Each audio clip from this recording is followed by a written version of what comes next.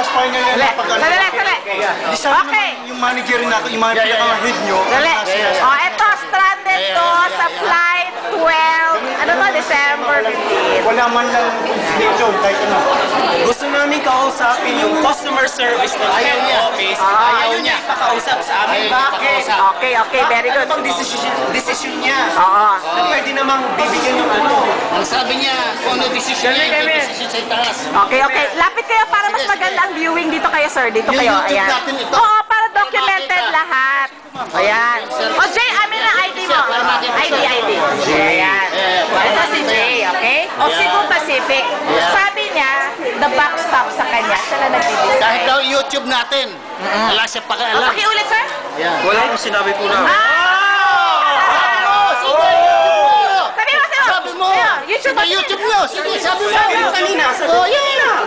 Wala siyang pakialam. Oh, naku, decision, sabi mo, wala kang pakialam. Boss, dito kayo yung face niya. O, dali. Kung Sige, patay ko handed ito, walang mangyayari sa'yo. Sir, pa-explain ulit bakit force majeure and bakit kami nandito, kaming lahat dito, stranded kami dito and wala kayong pakialam. Diba? Ang gusto lang naman namin, nag-walk out! Nag-walk out! Siguro YouTube eh. Sige daw i-YouTube kasi wala naman eh. Nakuha na naman nila pera natin, di ba? So they don't really care, di ba? So ngayon, pag ina-abandon tayo. Ito ang Cebu Pacific Tacloban. Ayan. Cebu Pacific Tacloban managed by J. Ortiz. I think so. Madam, ano pangalan ng manager mo? Madam, please. Ano pangalan ng manager mo? J. Ortiz. Ito yung mga staff ng Cebu Pacific na walang pakialam sa amin. Diba? So ngayon, ito lang pangganti namin. Diba? So ngayon, abandon kami by dito. Ayan. Ayan. Sino kayo meron camera? I-YouTube nyo to. Diba? Kasi wala naman siyang pakialam eh. O sige, explain ulit para at least documented. Para pag mag-lawyer rin kami, documented lahat. Hindi lang natin si Ryan Cebu Pacific para nakaganda, diba? pabayaan natin.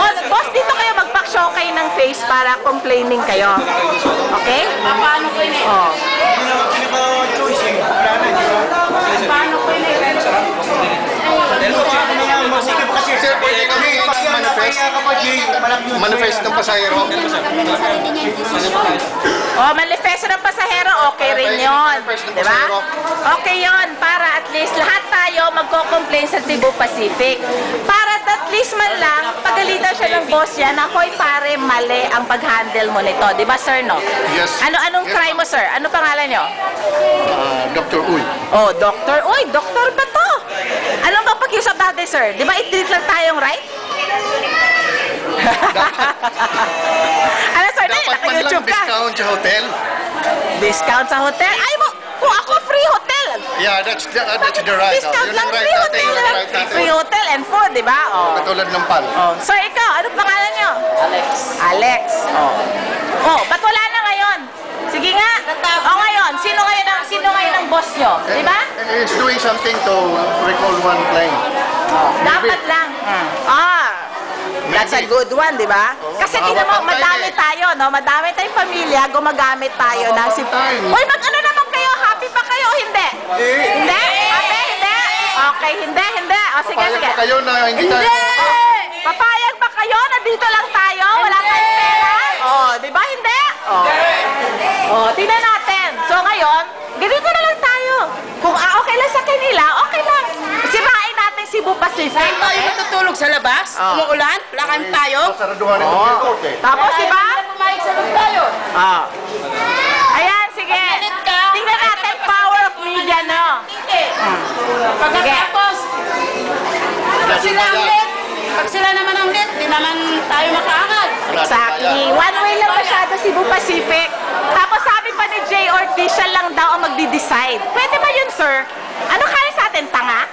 Di ba? Or baka talagang lousy service ng Cebu Pacific? Di ba? One way lang. Di ba? Pag tayo nagipit, wala silang pakialam. Wala. Tama yun, ma'am. Sige, sabi mo, wala. Wala, di ba? Sige. Tapos pag ikaw pa na-uli, kanina pa sabi yung kay close na. Bagong ticket. Kukuha ka pa ni bagong ticket, kahit makiwala Can you imagine that? Nagipit na tayo, tapos ano, panibagong ticket? O tama, may kausap ako doon, ganun yung ginagawa nila eh. Oo, ganun ang Yun Cebu ang style Pacific. nila.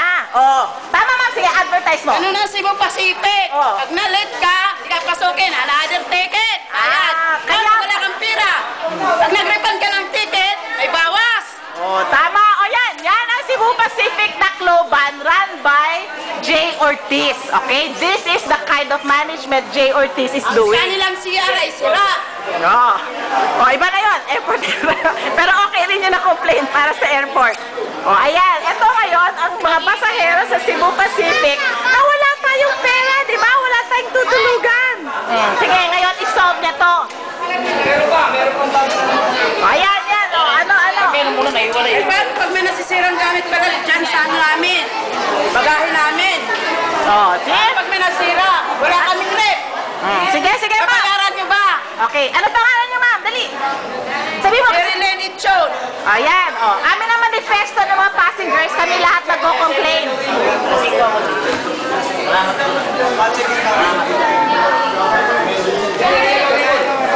Nasaan na yung manager nyo? Na dapat siya lang magdi-decide, bakit ngayon biglang tumawag? Bakit sino tinatawagan niya ngayon? Di ba, sir? Kala ko decision niya, ba't wala siya dito? Oy, Mr. Ortiz, dito ka!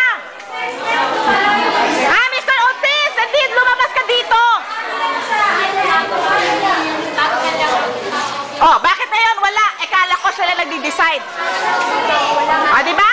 Di ba? Sino nagdi-decide? Ano sabi niya? Siya lang ang nagdi-decide.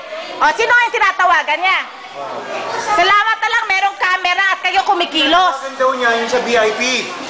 Tignan mo, anong VIP? Yung VIP daw natutuloy na natin lahat. Ngayon may nagsabi sa akin sa counter doon, hindi naman daw ganun kadali yun.